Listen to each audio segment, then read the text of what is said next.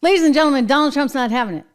He is taking Disney and ABC News and the anchor, George Stephanopoulos, to task, shall we say, because he says, you can't say that about me. This is a form of defamation. He's suing them because of one of the questions that this anchor asked Nancy Mace just a weekend or two ago. See, he's talking about a fast news cycle, as I just was. Anyway, let's take a look.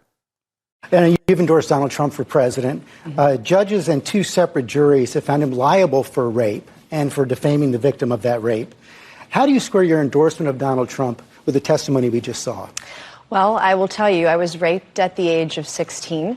And any rape victim will tell you, I've lived for 30 years with an incredible amount of shame over being raped. I didn't come forward because of that judgment and shame that I felt.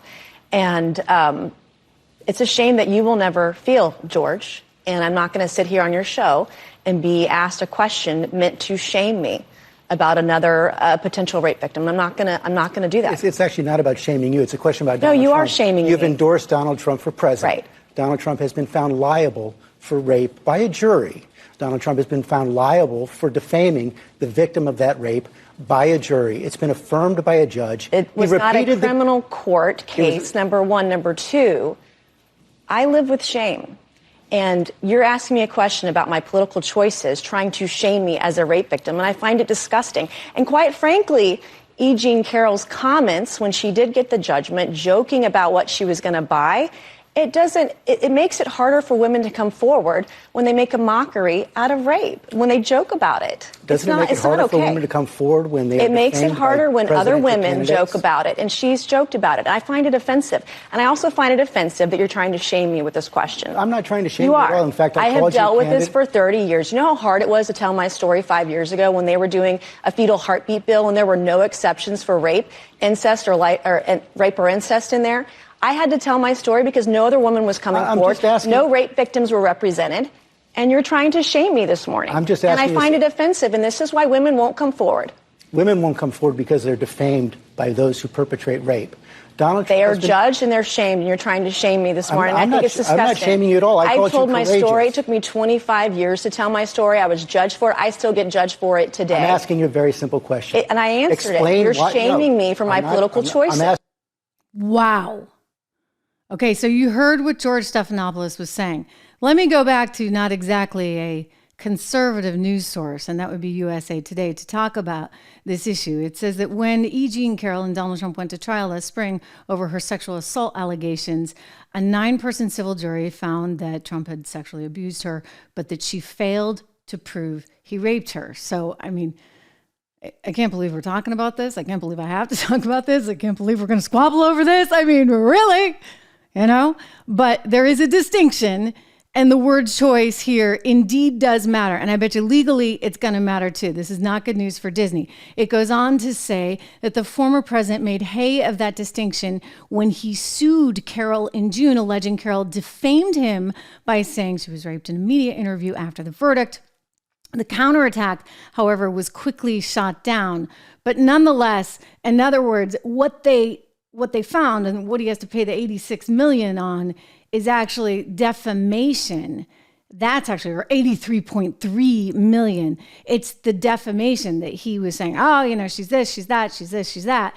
And now he's saying, wait a second, ABC News, you defamed me. So now he's suing ABC. And you know what, guys, this is a big deal, because this is a kind of precedent, if you would, for what we're going to see from the media going forward. In other words, if the media thinks it can say whatever it wants to say, and it can throw terms around that, you know, according to, shall we say, they're imprecise terms at the very least, all right? That's giving Georgie boy over there at ABC the benefit of the doubt. Well, if that's the case, then they're going to start saying this over and over and over again. I mean, Kara Swisher, who's a technology reporter, was on CNN promising this one. Maybe Trump should sue her too. Watch. Greatest asset, the shamelessness of him, is then Biden has to get in there very hard and go, rapist, racist, fascist, over and over and over again. And then the trials are happening at the same time. He's just had to pay, he's just $93 million poorer right now. And just hammer it in with those three things: rapist, racist, fascist. But here's the thing. Thank voters, you. That's my voters have. So she's saying it, and CNN is there having her say this, right? I mean, she just said it. She said it a couple of times. And so you can understand from Trump's perspective, from the campaign's perspective as well. Like, if they're going to throw around terms like this, then they better be prepared to go to court. He's serious. You're defaming me, he's saying. And by the way, there's the whole election interference thing, by the way, going on. Like, I mean, another topic for another day. There will be plenty of chances to talk about that. But in this particular case, you know what? He's got something. Now, they'll say, oh, he's a public figure, blah, blah, blah, you know. But wait a second. How many times did George say that? I don't want to watch it again, but you guys get the idea, right? Like, he said it over and over and over again. So if George Stephanopoulos on ABC News can say this, if CNN and Kara Swisher and their little panel can keep saying this, if MSNBC, you know they're going to go there. They're like listening to what Kara's saying with bated breath. Oh my goodness, this is exactly right up their alley. So if they go there, at what point then, I guess he just sues them all. And they should be all put on notice. You know what? You're going to do this and you're going to defame. I mean, that's a big accusation, right? And given that the jury did not find exactly that, I think he's got a leg to stand on, ladies and gentlemen.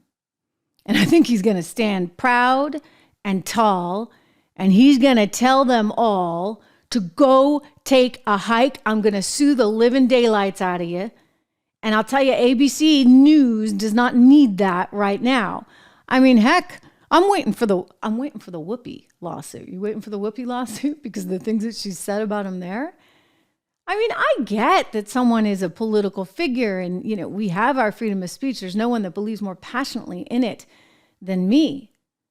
But when you start throwing around language like they've been throwing around, like George Stephanopoulos threw around, well, you know what? That's pretty bad. I mean, he's got a family.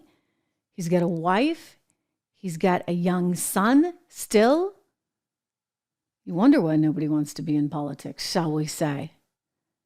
I mean, hey, you could be out $500 million, ladies and gentlemen. That's what they want him to be out. Like, somebody's going to get this under control. And actually, I'm with him. Somebody's got to get it under control because you cannot be running around saying, okay, it's going to cost you $500 million or you're going to jail or you have to sell all your assets. I mean, are we Venezuela? Because this feels very, very Banana Republic-esque, very USSR-esque. I mean, here's the deal. Okay, you either pay up, well, by the way, it's being appealed, or we take your assets. Letitia James is on a mission to bankrupt the former president of the United States in hopes that he won't win, in hopes that he'll not be able to pay his bills and he'll have to sell everything he owns. I mean, this is getting crazy. Whatever you think about Trump, okay, in all seriousness, like whatever you think about Donald Trump, I don't care. You love him, you hate him. Does it not concern you that we have such rabid lawmakers such as Fannie Willis down there in Fulton County, Georgia, doing one thing and saying another, right? And we have Letitia James, and then not to mention Jack Smith. I mean, we can get into all of them here, but Letitia James trying to say, I'm going to decide what I think your property is really worth. Yeah, I can make that decision better than your bank. I can make that decision better than you. I can make that decision because I have the authority to do so. As a political figure who was elected, by the way, do not forget, we've seen that tape over and over again, on getting Trump. So Letitia James has a political vendetta to serve. She has her donors who want her to get Trump. And now she's out there doing exactly that.